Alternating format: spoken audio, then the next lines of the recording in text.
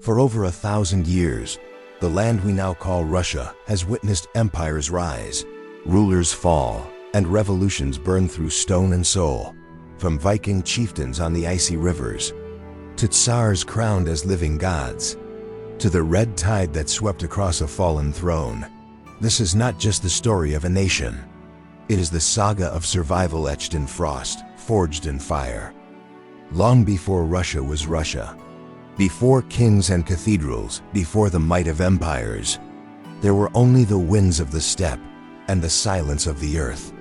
For thousands of years, the vast lands we now call Russia and Ukraine were ruled by mystery. Bronze Age tribes roamed the grasslands, leaving behind only burial mounds, kurgans, rising like forgotten monuments to the dead. The Greeks called them Scythians, fierce, nomadic, almost mythical, no written laws, just ancient customs and kin. He founded a dynasty in Novgorod, a name that would echo for centuries. But by the 6th century, a new people began to settle these lands. The Slavs fragmented, pagan tribes clustered around rivers and forests, no single ruler, Viking traders, warriors on longships. They sailed deep into the heart of Slavic lands, not to plunder, but to rule. Churches rose from timber and stone, and a new identity began to form, neither fully Slavic nor fully Greek. Then, from the north, came the Varangians. According to legend, the Slavs invited one of their leaders, Rurik, to bring order to chaos. And with it came a flood of Byzantine art, architecture, and religion. But it was Rurik's successor, Oleg, who captured a city further south. A city called Kiev, and from that moment, a nation began to take shape. This was the birth of Kievan Rus. In 988, a moment that would define Russia forever. Vladimir the Great converted to Orthodox Christianity. Not from Rome, but from Byzantium. Crosses replaced idols, but something uniquely Russian. Long before Russia was Russia, before kings and cathedrals, before the might of empires, leaving behind only burial mounds, kurgans, rising like forgotten monuments to the dead. There were only the winds of the steppe and the silence of the earth. For thousands of years, the vast lands we now call Russia and Ukraine were ruled by mystery. Bronze Age tribes roamed the grasslands. The Greeks called them Scythians, fierce, nomadic, almost mythical. But by the 6th century, a new people began to settle these lands. The Slavs fragmented, pagan tribes clustered around rivers and forests, no single ruler.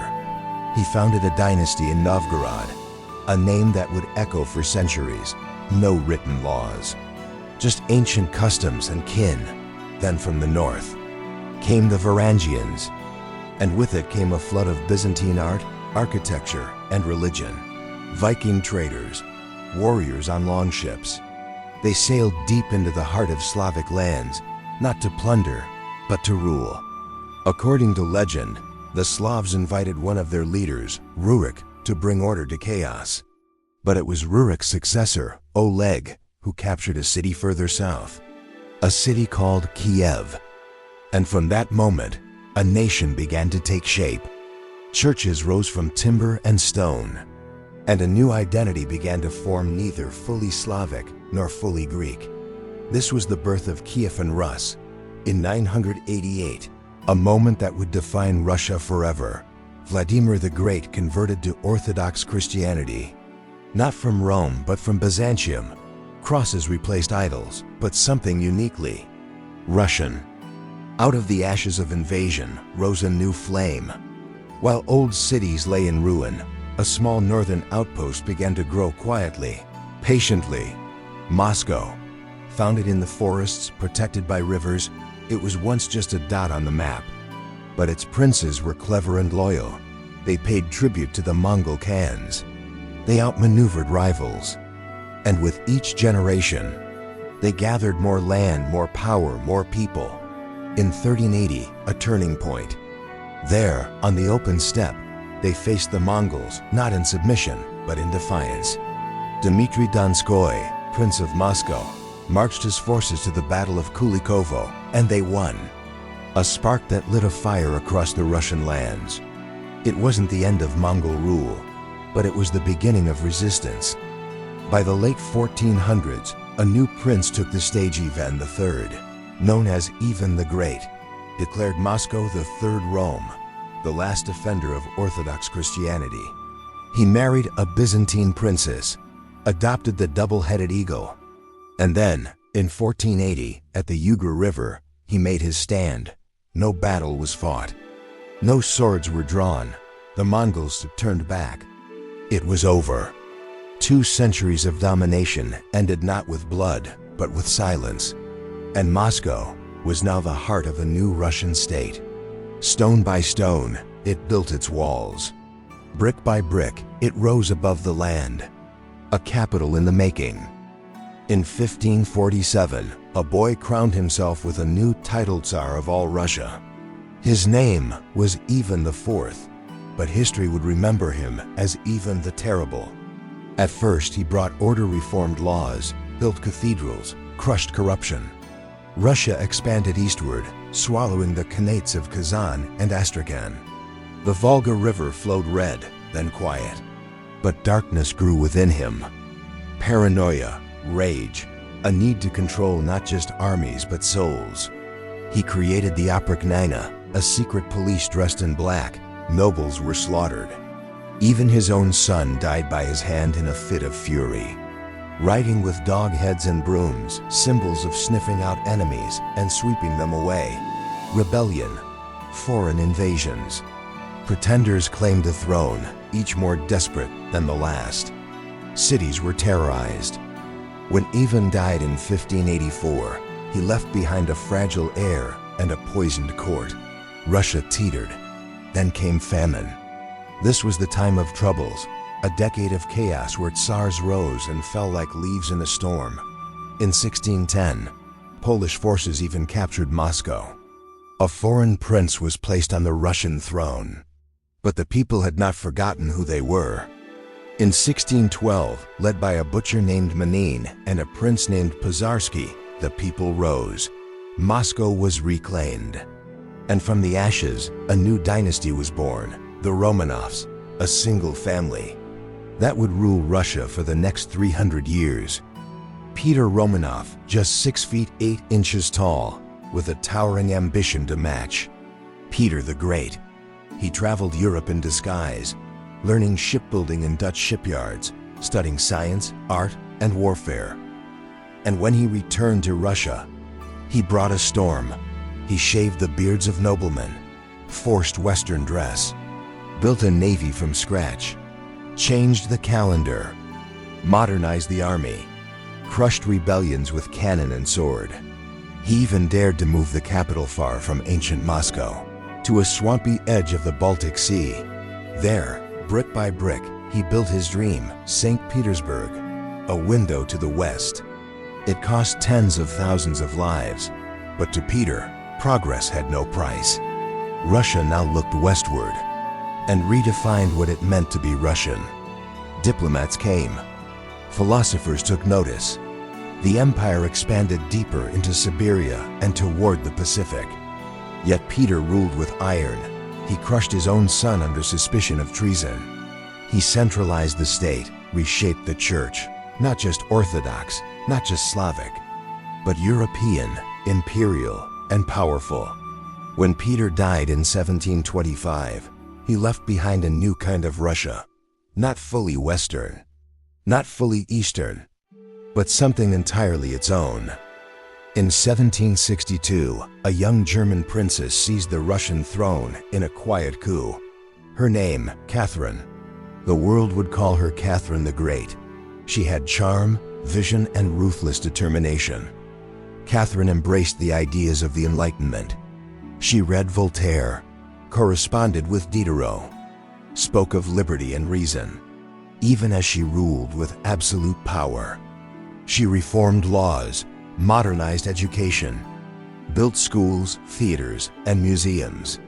But make no mistake, Catherine was an empress of conquest. Under her rule, Russia expanded further than ever before, south into Crimea, west into Poland, and across the Black Sea. her armies fought the Ottomans. Her diplomats carved up nations. Her empire became one of the largest on earth. And yet, even in its grandeur, Russia remained divided. A tiny elite bathed in gold and French fashion, while millions of serfs peasants bound to the land lived in medieval misery. Catherine chose not to free them. Reform would wait. She had palaces to build, wars to win, rivals to crush. When she died in 1796, she left behind a vast empire, glittering on the surface, trembling underneath. Because beneath the elegance, the seeds of revolution had already begun to grow. In 1812, a new invader came from the west, Napoleon Bonaparte, Emperor of France, conqueror of Europe. He marched into Russia with the largest army the world had ever seen, over 600,000 men. But Russia would not meet him head-on. Instead, they burned their fields, their towns, their own capital Moscow, set ablaze by its own people. Napoleon waited in the ruins. But no surrender came. Winter did. Freezing, starving, and hunted, Napoleon's Grande Armée retreated shattered. Fewer than 100,000 survived. Russia emerged as a savior of Europe. Its armies marched west. Its flag flew over Paris. But inside the empire, change was brewing. In 1825, the Decembrists, young army officers inspired by European ideals, rose in revolt. They demanded a constitution, an end to autocracy. The Tsar, Nicholas I, crushed them, hanged the leaders, exiled the rest to Siberia, but the idea had been planted. The century that followed was one of contradiction. Russia modernized railways, industry, telegraphs. Yet the iron grip of the Tsars only tightened. The serfs, still chained to landowners, cried out for justice. Finally, in 1861, Alexander II, the Tsar liberator, freed them. But freedom came without land, without support, without equality. And in 1881, Alexander was killed by a bomb, assassinated by revolutionaries. His son, Alexander III, responded with fury, rolling back reforms, crushing dissent, building prisons. Russia was now a pressure cooker, vast, armed, and trembling with unrest. And in the shadows, a new ideology whispered of revolution. A giant in land, a relic in politics. In 1894, the young and unprepared Nicholas II became Tsar. He ruled a vast empire stretching from Poland to the Pacific. But he ruled like his ancestors, alone, unbending, divine. Early in his reign, disaster struck. Russia fought Japan and lost. At sea, the Russian Navy was annihilated at Tsushima. On land, the army was humiliated. The empire had been beaten by an Asian power. For the first time in modern history, at home, the people rose up, peacefully, petitioning the Tsar for reform. In 1905, tens of thousands marched to the Winter Palace in St. Petersburg. Instead, they were met with gunfire. The Tsar still held ultimate power. More than 100 died on what would be known as Bloody Sunday. Gained the ear of the royal family, especially the Tsarina. To many, he was a charlatan, to some, a devil. Strikes, uprisings, and mutinies followed. The country teetered on revolution. Nicholas gave impartially. He granted a constitution, an elected assembly, the Duma, but it was a mirage. Russia, once more, marched to defend the Slavs, this time in Serbia. He trusted no one, except a mystic. Grigory Rasputin, a Siberian peasant with hypnotic eyes. His influence and the scandals that followed tarnished the crown. Then came war. World War I. But the Russian army was poorly led, ill-equipped, and disorganized. Millions would die. At the front, slaughter. At home, starvation. In the capital Petrograd, anger boiled over. In February 1917, the people rose again. This time, the Tsar's soldiers joined them. Nicholas II was forced to abdicate. 300 years of Romanov rule ended in a railway carriage far from home. Russia was now a republic, but it was leaderless, divided, and bleeding. And in that chaos, a revolutionary would return from exile. April 1917, a sealed train car crossed Germany and rolled into Russia. Inside was Vladimir Lenin, a revolutionary who had spent years in exile, watching, waiting, writing. Now the moment had come. Lenin stepped into the chaos of post-Tsarist Russia and delivered his thunderous promise: peace, land, and bread. The provisional government, led by moderates and liberals, had tried to stabilize the nation. But they made one fatal mistake: they kept Russia in the war. And as soldiers continued to die, the people turned to the only ones offering a way out: the Bolsheviks. In October 1917, they struck. Armed workers and Red Guards stormed the Winter Palace.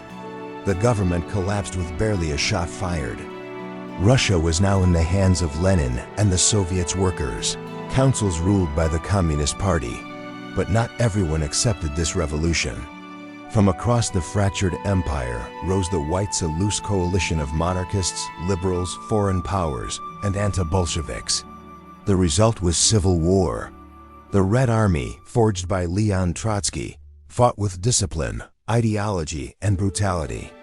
The Whites, scattered and uncoordinated, received help from Britain, France, America, but couldn't unite. The war was savage. Villages were burned. Executions were common. Famine swept the land.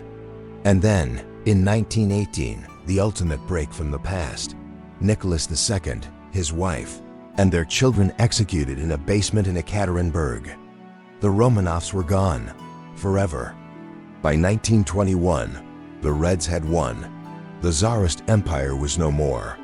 In its place stood a new kind of state, one built not on bloodlines, but on ideology. A socialist republic, revolutionary, ruthless, red. In 1922, the Union of Soviet Socialist Republics was born.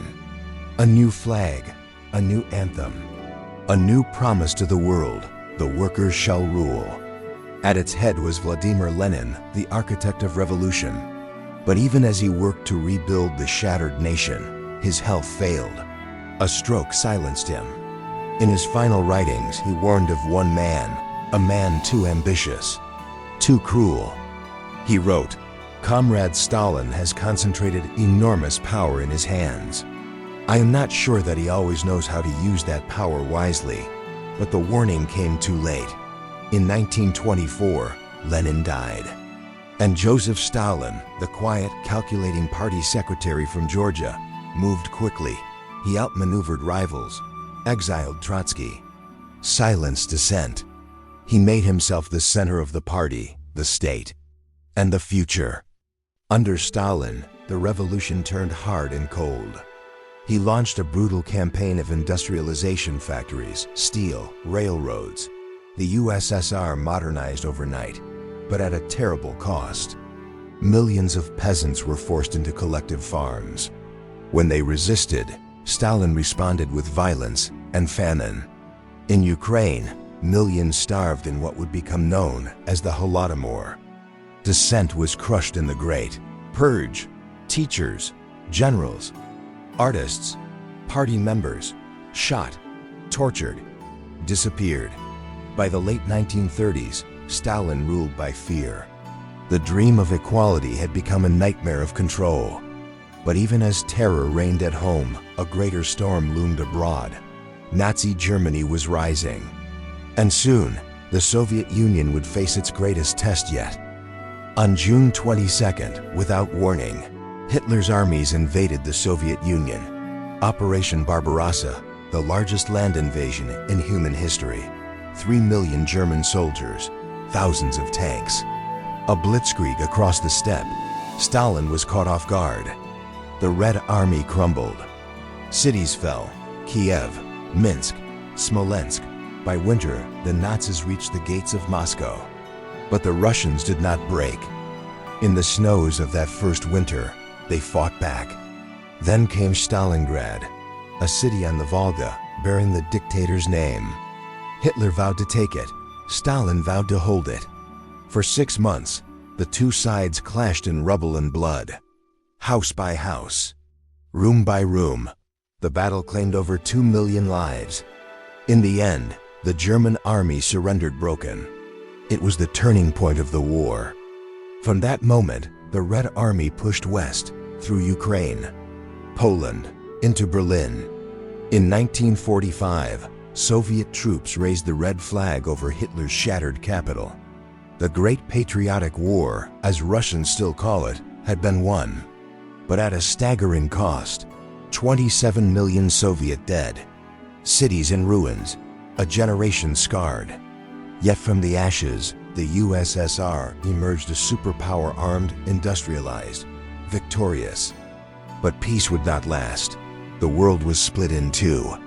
The Cold War began an arms race, a space race, a struggle of ideologies between East and West, from medieval Rus to the nuclear age.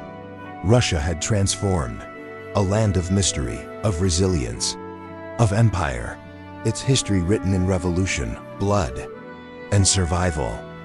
Through plague and empire, war and wonder, Russia has endured, scarred, proud, and unyielding. Its story is not simple, not clean, but it is unforgettable. And even now, from the halls of the Kremlin to the steppes of Siberia, the echoes of history still whisper through the snow.